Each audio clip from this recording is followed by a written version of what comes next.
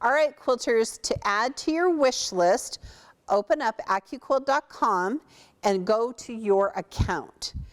Then where it says, what can we help you find, type in the name of the die or product that you want to add to your wish list. So let's add the Washington's puzzle. Scroll down just a little bit, and right here is the heart icon that says wish list. You're just going to click on it, and ta-da, it has been added to your wish list.